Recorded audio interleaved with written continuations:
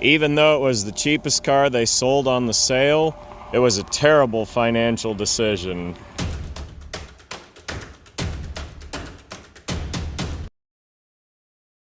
Hey everybody, this is Mr. Goodpliers back again with my freshly acquired 1951 Cadillac four-door sedan. This car was purchased from the JB Hodgdon collection up in Kansas City. The past 3 videos that I posted have been walk-arounds of all the vehicles there. So this is the one that I chose on the auction, and take a quick walk around and show what it is. Cadillacs had a sole V8 option. This was the one that you got when you bought a Cadillac. See the fuel pumps up there on the top. Pretty basic 2-barrel carburetor. It is a 6-volt, so you've got the generator, voltage regulator up there on the firewall. You can see it's just a good time-worn Survivor. Got some surface rust, dings and touch-ups and flaking paint. It's just a good, honest, original Survivor car. See that rocker panel, just a bit of rust that's needing patched. Few little cracks and delaminated areas in the glass. Big crack in the driver's window there, but all intact, and windshield's real nice with no chips. 96,000 mile car. Seat covers are of the 50s era, probably something you'd buy from J.C. Whitney or Montgomery Ward's, or maybe a service station that sold accessories. You can see all the door panels very original, with some wear and some water staining. Any of the natural fiber materials on 1950s and older cars, they're always going to have just some oxidation, and they're also prone to moths and that sort of thing, which this one fortunately hasn't had. Got the ashtray in the back seat from the era when smoking was still good for you. Steering wheel has cracks, which is typical of these as they age, but just a good, honest Survivor car.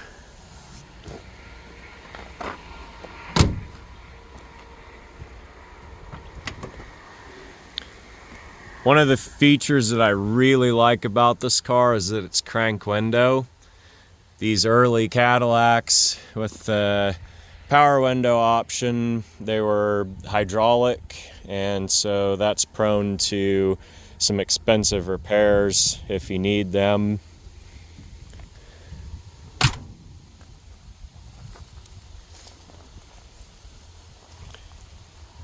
You can see some of the weather seals starting to show its age. Tail lights have some stress cracks. Little rust marks and scratches in the chrome. But overall, just a really good time-worn Survivor. Underneath the car, super solid.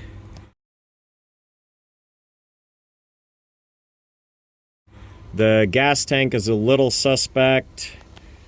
Looks like somebody's tried to seal it, and I pulled the plug out of it, which these actually have a drain plug, and there was surface rust on there. Didn't really look very good, so I've ordered up a replacement. They did replace the exhaust, so you can see that's all brand new. And in addition to that, the brake system has been rebuilt, so there are some good points of the car. Typical of a lot of these original Survivor cars, it's been maintained as needed but never taken apart and restored. You can see this is the original wiring harness, and that cloth covering, it does start to fray, and then The insulation there, you can see where that's starting to crack apart. So like if you were to take this apart and move anything, that wire would start to get bare spots on it.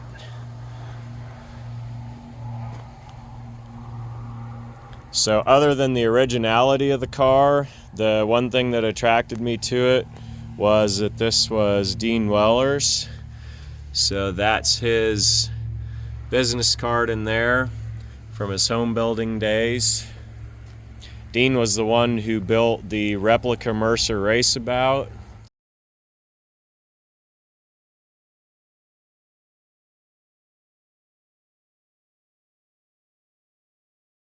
Now this Cadillac was $1,870 out the door with the buyer's premium. So it was the cheapest car there sold. Even though it was the cheapest car they sold on the sale, it was a terrible financial decision. So I'll take a moment to explain why that is, and why the title of this video isn't just clickbait for shock value, it's the truth.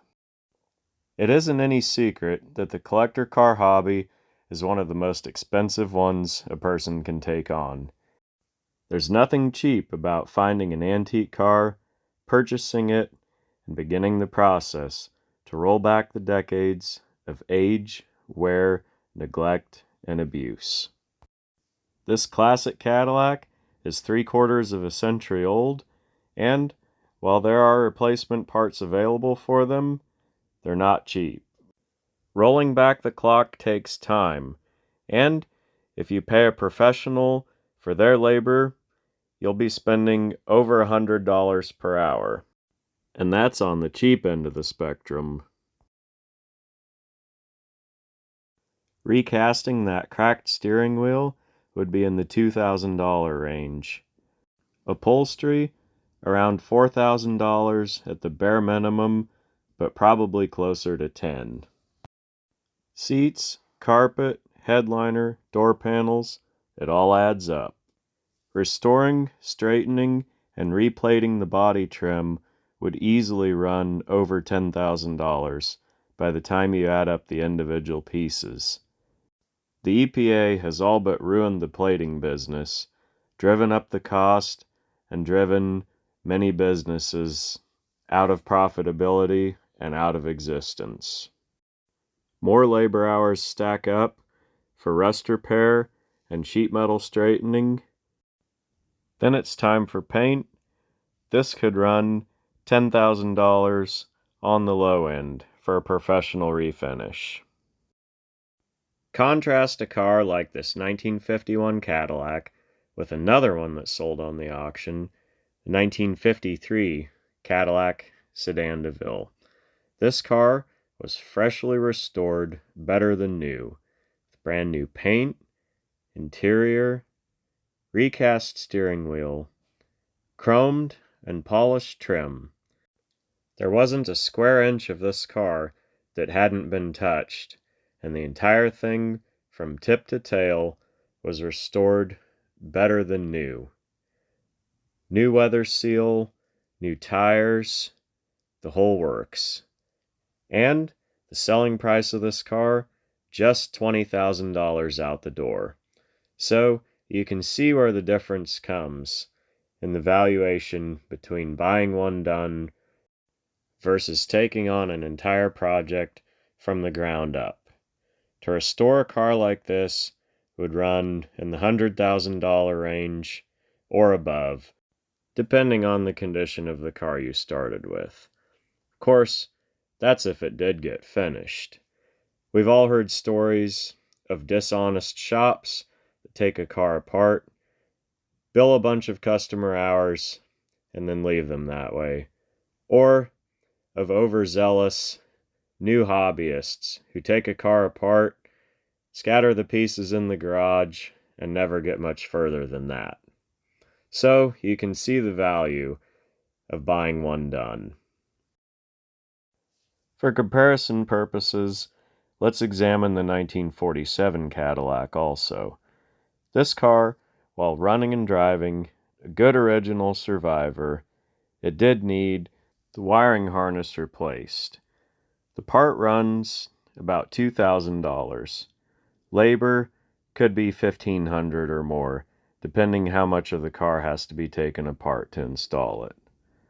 The lacquer paint was failing, with rust bubbles evident. Also, the rear bumper chrome was peeling. The interior had been reupholstered in incorrect material. Though it was professionally done, attractive, and would be very serviceable for a driver quality restoration. This car sold for a mere $4,000. I regret not buying it. However, at $4,000, compared to the '53 Cadillac, this one was still no bargain. A $10,000 paint job, a $1,500 rear bumper chroming, $2,000 wiring harness, just for those things alone would put you to the $20,000, and you wouldn't have as nice of a car as the 1953. However, we can all agree that at a mere $4,000, there's serious value here compared to something that you drug out of a pasture or a junkyard. One of the best bargains of the sale, at a notch under $8,600, was this 1950 Lincoln. Excellent car, needing practically nothing. Paint, interior, chrome, all excellent. Plus, it was a survivor car that had never been taken apart. Everything was all tight, original, plus it had excellent provenance, having been owned by a baseball announcer. Super neat car, but it was no Cadillac. I love my 1951 Cadillac, and if I had the sale to do over again, it would still be the one I'd pick. I just like the original time-worn look. I like the history of the car, having come from Dean Weller. I like the crank windows. I just like the original survivor, time-worn look of the car. I don't need something to be totally restored to be enjoyable. We live on a dirt road, and there's no way that I'd ever be able to keep a professional black refinish in nice shape. This car has 3/4 of a century of history, and I hope it will get to live several decades of its history with me. We really are just caretakers of these cars on the way to the next person, and the best we can do is maintain them, help them survive for another generation to enjoy after us. I've had several early '50s Cadillacs in my years in the salvage business and always thought they were neat. So this was a great opportunity to acquire one that was worth doing some work to and hopefully have some fun with on the road. Keep an eye out later here on the channel and I'll show the process of refurbishing of this car. Just don't expect to see it torn down as a pile of parts or restored all the way, because either of those would be a terrible financial decision.